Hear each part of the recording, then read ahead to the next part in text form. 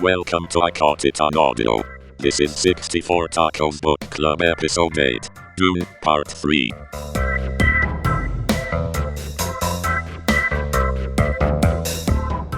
Hello and welcome to I Caught It on Audio. Today we are doing our 64 Tacos Book Club podcast. This is the third episode in which we're going to be talking about the Frank Herbert sci-fi classic Dune. We'll be covering the first half of book 2, and Matt has a synopsis for us. So why don't we start off with that? We awake in the desert, and there was a storm.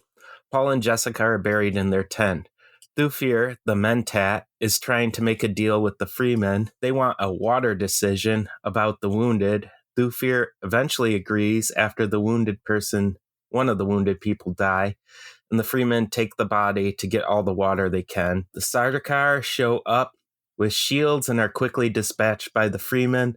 One of the Freemen steals an orthopter and rams it into the troop carrier, taking out the bulk of the force that was bearing down upon them. Idaho meets up with Paul and Jessica. He sets a shield in the desert that's detonated by the Baron's men's laser gun, creating a giant explosion that kills them. They dig down to the Freeman caves. Paul talks with Kynes. He has a plan to become emperor. He and Kynes make a loyalty pledge to each other. The Freemen are attacked again, and Idaho is bolted behind a door, fighting off the attackers as Kynes instructs Paul and Jessica on how to escape through the secret passage. Paul and Jessica leave everyone behind and head to an orthopter where they escape into a sandstorm. Kynes and Thufir get captured. The Baron plots. Raban is given Arrakis. The Baron paid a lot of money to the Space Guild to be able to pull off the attack that allowed him to retake Arrakis. Back to Paul and Jessica, they survive the sandstorm and are off in the desert once more. A sandworm eats the orthopter, destroying any sign that they had been there. Jessica thinks that it's important for Paul to get back to his Bene Gesserit training. Gurney Haddock is with the smugglers. He makes a deal to stay with them. Paul and Jessica survive another worm attack. They find an oasis where there are some plants and small wildlife. They are confronted by the Freemen, who just want their water, lives. Kynes, the planetologist, wakes up in the desert, is confronted with the voice of his dead dad, and gets a lot of things, if not everything, figured out before he dies. Just in time. My question is kind of related to the synopsis. Did anybody else find this whole section of the book a bit confusing and all over the place? Yes, I absolutely did. Yeah, it was, and it seemed a bit slower than some of the first parts we went through. Yeah, it doesn't seem like anything, like our main characters, Paul and Jessica, got into a helicopter crash and then had to survive in the desert for a couple days. And then they got into another helicopter crash and had to survive in the desert for a couple days. And then it feels like they got into a third helicopter crash. I don't know if that's true, but that's just the way it felt. I choose to believe that's true. And had to survive in the desert for a couple days. That was their entire plot line. Commandeering thopters and then crashing. And then the Baron, his whole plot line was being the bad guy. More scheming. Scheming. Plans within plans within plans. Exactly, yeah. Yep.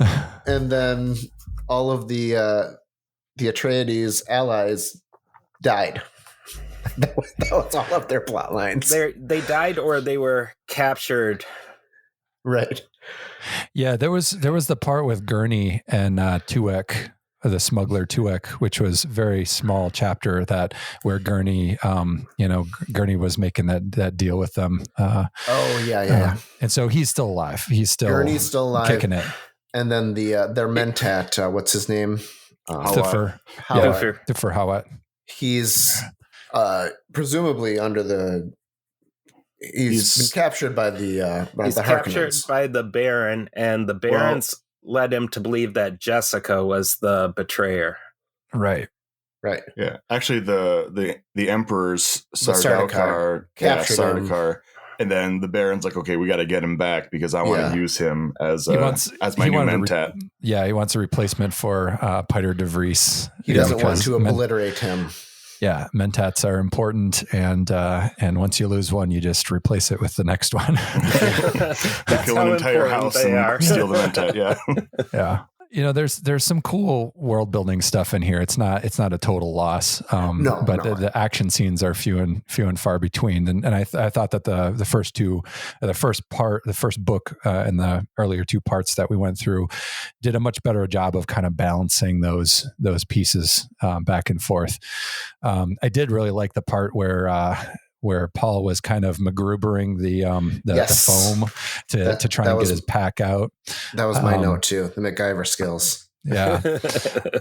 I have a question about the Baron chapter. There was this part where he says, I'm just going to read the little section so we got the context. It says, Kynes would leave Arrakis. You're forgetting that he's addicted to the spice. Of course, said the other character, and then which I think is Raban, and then no, that was Nefud at that point. And then Baron says, those who know will do nothing to endanger their supply. The Baron said, Kynes certainly must know. And I was curious what you guys thought about that, because it didn't, like, on the surface, it doesn't really seem like much, but is he talking about something else about the spice beyond just the addiction to it? I get the impression that if you stop doing the spice, then you die, especially the way Paul was talking in this previous section about how they can never leave. But that's not common knowledge.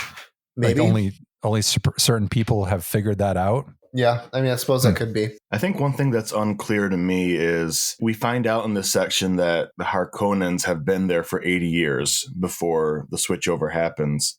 Yeah. So has spice only been known for 80 odd years, maybe 100, Is that why we don't know much about it? My understanding of the, the guild that does all interstellar travel. The guild. I think might be a bigger name. But yes, the guild. There's a bigger name to them too, but they don't use it as often. Yes, but capital G Guild, they have figured out by using the spice, and my understanding is they use the spice to be able to make all the complex, like in a trance, they make all the complex calculations necessary for the travel. Right. Interstellar travel was not possible before.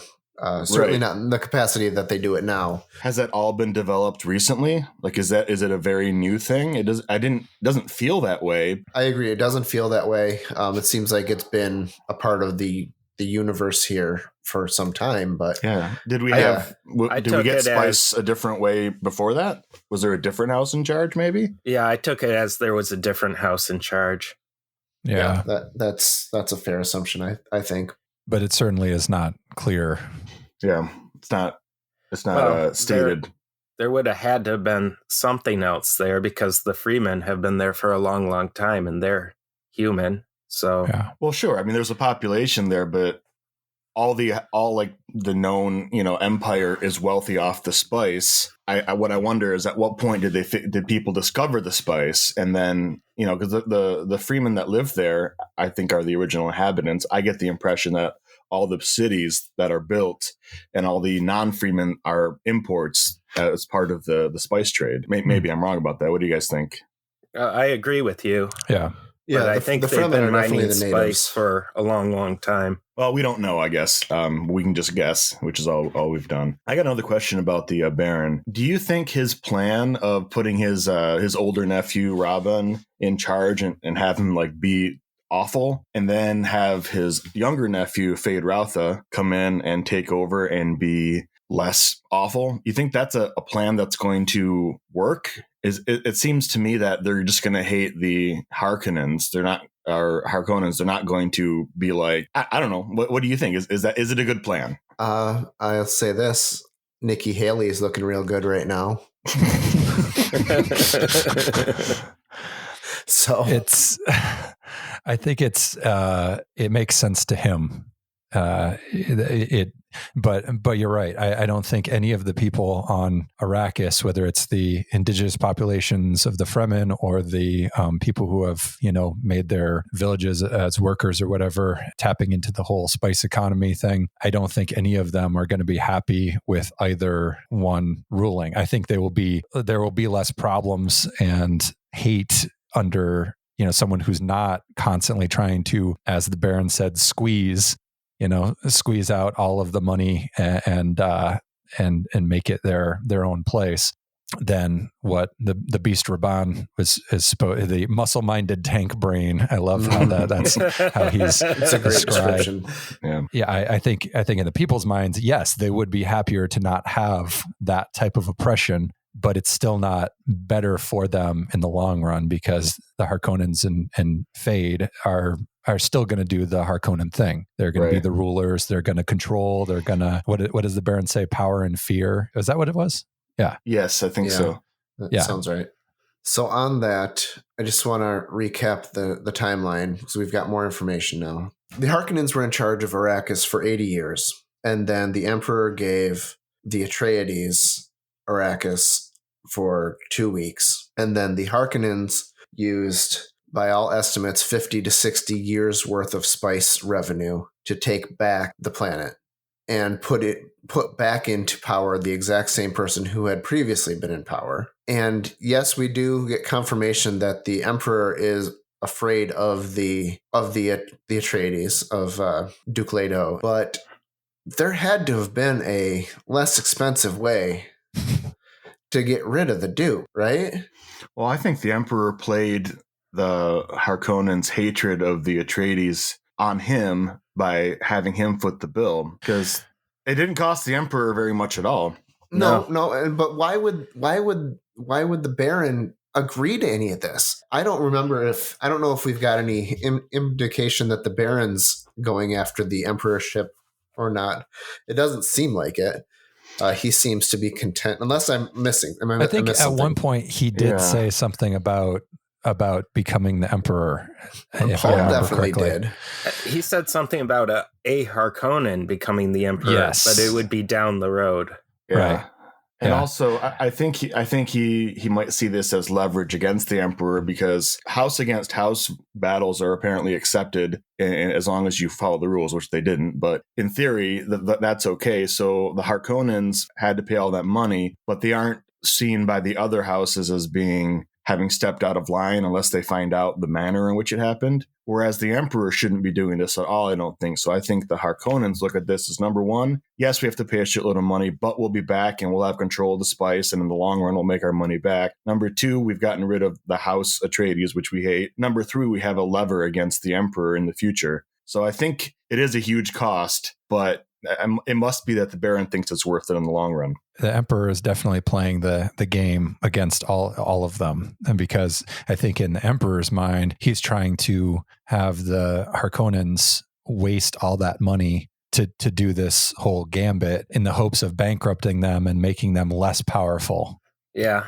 So that they don't try and take over. At least that's what I was kind of getting from it. Yeah, I agree with you. So did anyone get tired of the Smurf-like use of the word water during the scenes with the Fremen? And maybe it was because I was listening to it and not reading it that there was an extra emphasis of it. Yeah, I bet there was. Oh my goodness! I kind of understand your sentiment about it, because it was a weird way to introduce the Fremen.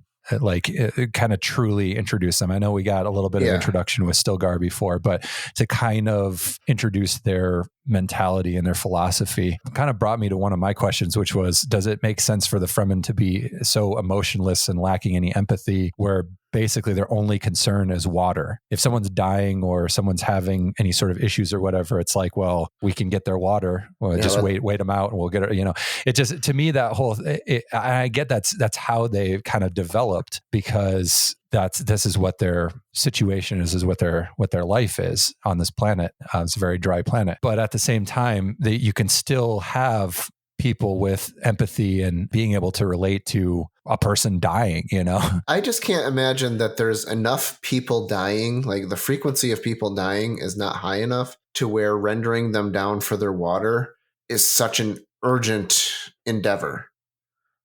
Well, that might be why it's so urgent.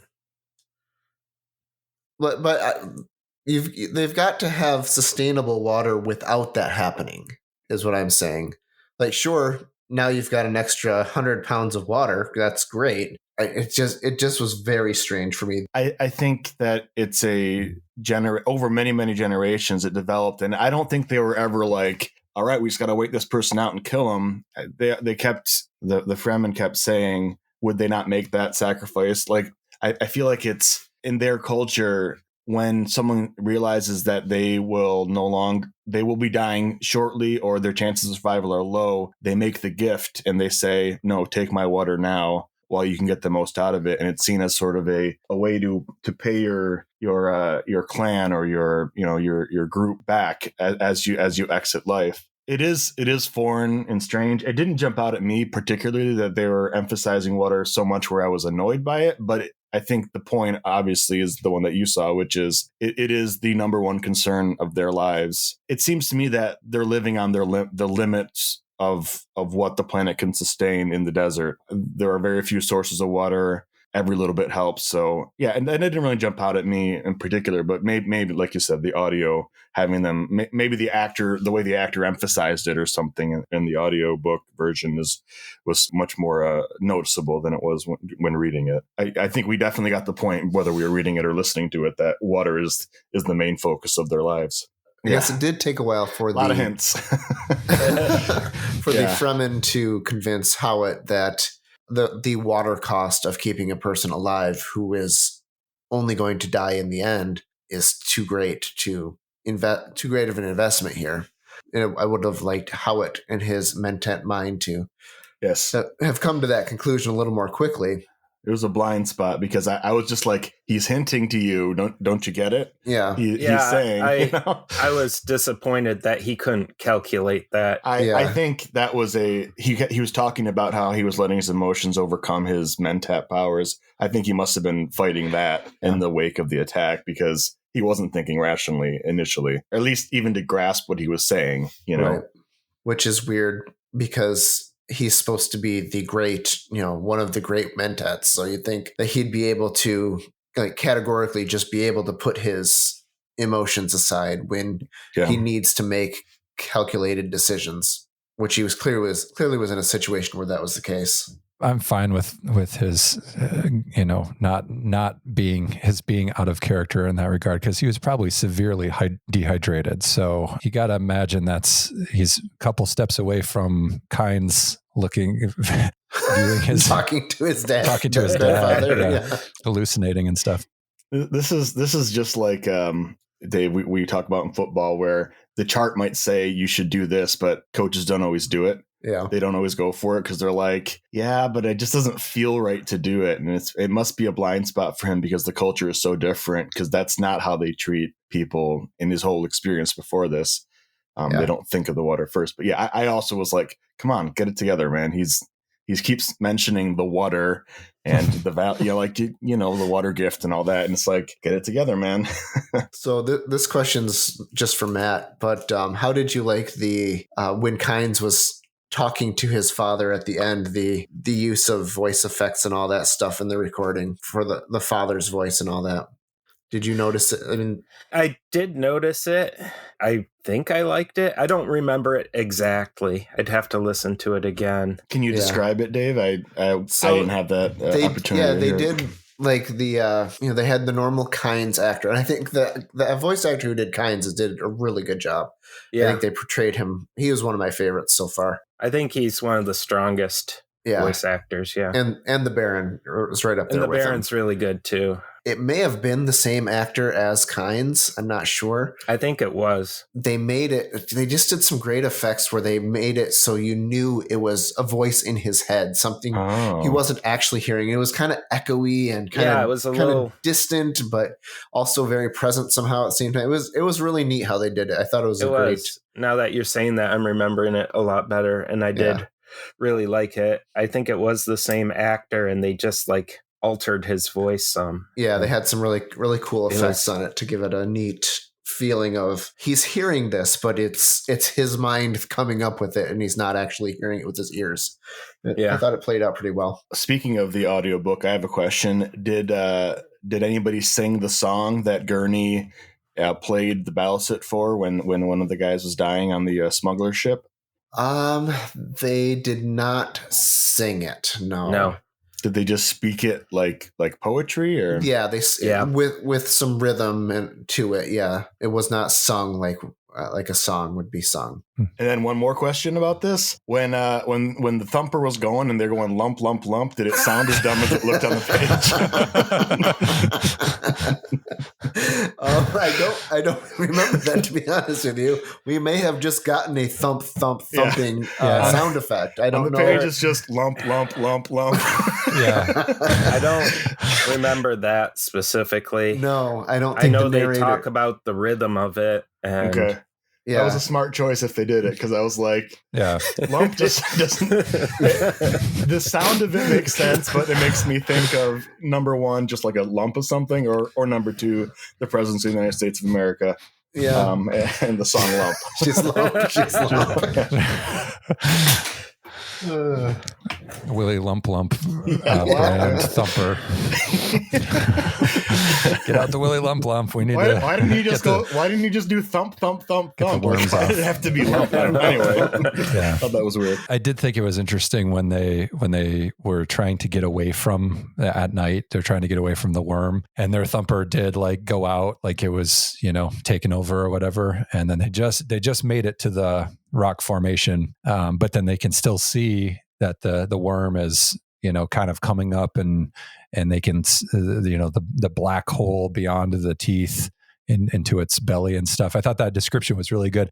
It was also, I don't know how well they could have seen that stuff because of the darkness of the night. I mean, you get some moonlight, maybe. Moonlight, yeah. I did really like, sort of explaining that stuff. And also, what was the worm doing? If it was, there's not a whole lot of background as far as the motivations of the worms, which is fine. It's not like it needs to be like, this is what the worm is thinking and why it's doing, but it makes me think when I'm reading it, what's the worm's purpose? Like, why is it even going after the sounds? Is it just to eat? It doesn't have any problem eating metallic things like ornithopters somehow. It can eat those and digest those. And why is it going after any old big sound that it hears? Probably get rid of anything that's going after the spice. Well, they also mentioned that they're very territorial amongst each other. So maybe they're just defending their territory in case it is another worm or something. Yeah, we don't know much about what the worms are thinking or why they do what they do. So when Jessica and Paul were in the rock formations after the worm had caught up to them, and then the Fremen came out, and it was very tense, and obviously it kind of cliffhanged and stuff. The part where Paul is talking about how it's blind time, and it as if it's a future he hasn't seen yet. I thought that was kind of interesting because it made me think, is he sort of building up sort of these waking dream events as sort of signals or signs of future events that could happen as a way of sort of helping him to be a more effective leader in the future, or even to just kind of guide him on his path. And so then when he encounters things that he hasn't seen yet, he's sort of like taken aback because I don't know what's going to happen here. It'll probably go an okay way because he's seen futures beyond that he's still alive, and his mom is still alive and his sister is there. So obviously it's not going to go horribly wrong, but he doesn't really know exactly what's happening. I mean, I don't know if those are guaranteed necessarily though, right? Like, I think he sees possibilities, and that helps guide him. But clearly, when things happen that he hasn't seen a possibility for, then he doesn't see anything. I feel like there's a possibility that if he takes the wrong step or something happens, he does die, and then none of those things come to pass because the future keeps changing on him depending on what his choices are. So, yeah, I suppose we don't really know for sure whether he's having visions of things that will come or that can potentially happen. I guess I hadn't thought about the fact that they didn't make that distinction. Yeah, I guess we'll find out more as we read along here. it kind of made me think like, maybe because of the spice affecting him, he's maybe starting to have a lot more of these future waking visions, prescient what's going to come forward, in almost kind of like a, Doctor Strange being able to see all of the millions of multitude of possible paths forward and trying to figure out which one is the actual one that's going to happen. So I thought it was just kind of interesting that, he was talking about a time that he didn't actually know about, as if maybe he knows about a lot of the other times. Right.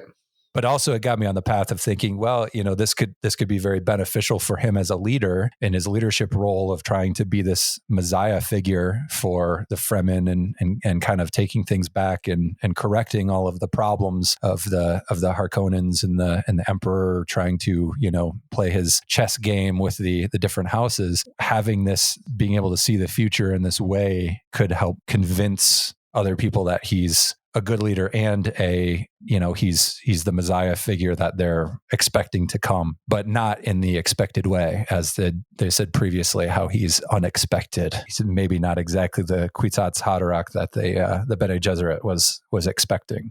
Right. Is there another name that the Fremen have for him? The Lisan al-Gaib. Okay. That's the one. Mm-hmm. Is that different than the Bene Gesserit name? Like, are those same person? My guess is that it's their name for the seeds that were planted generations ago by the Bene Gesserit. Okay. And it just sort of developed. But that's just a guess, but that's what I think. That's what I thought too, but I wasn't sure if I had missed something because of all the vocabulary.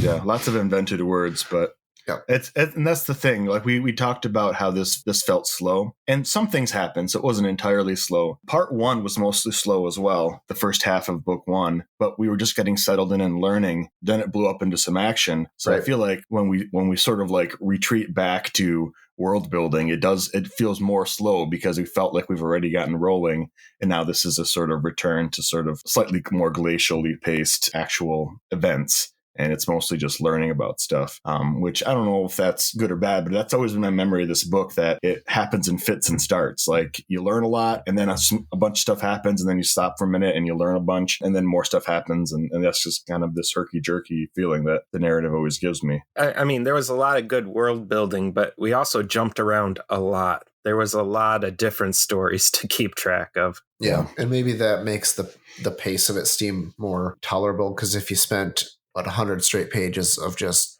Paul and Jessica stealing ornithopters, and then you did 100 pages of the Baron being the worst human being ever, it might he's reaching out towards incest as well now too. Yeah. So yeah, excellent.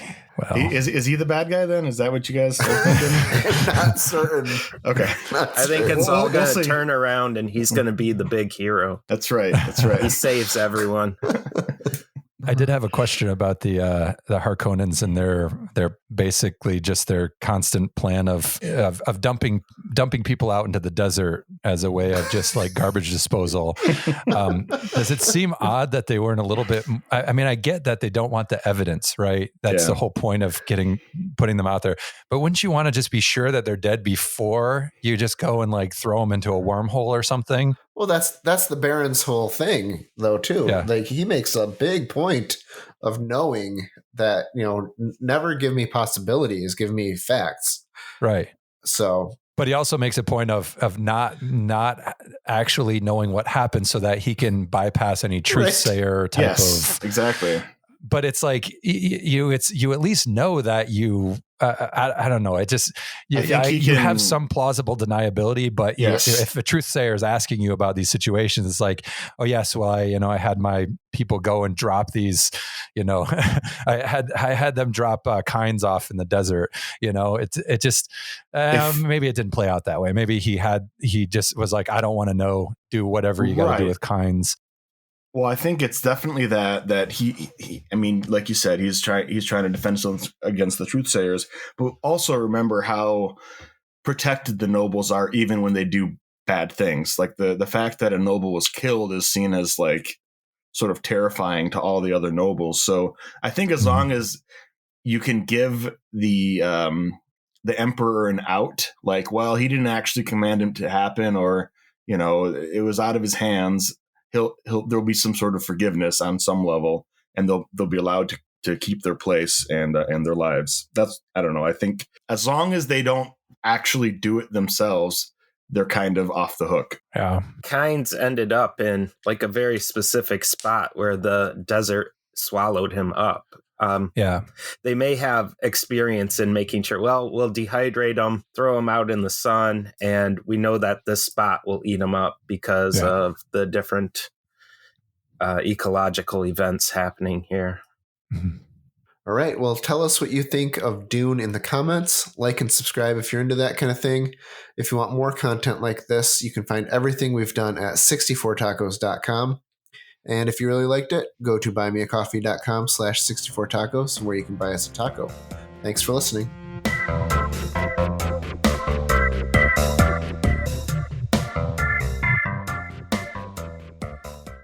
I caught it on audio.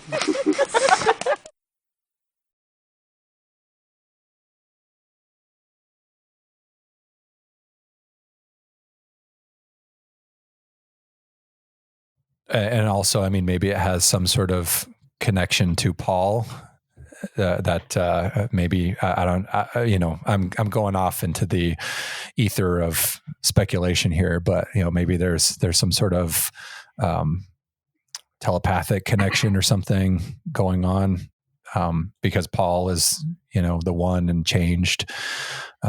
Probably not. I don't know. That's stupid. Cut this out. Zach, if we just cut out everything stupid, you'd have to cut most of my stuff. So. ain't that the truth? No.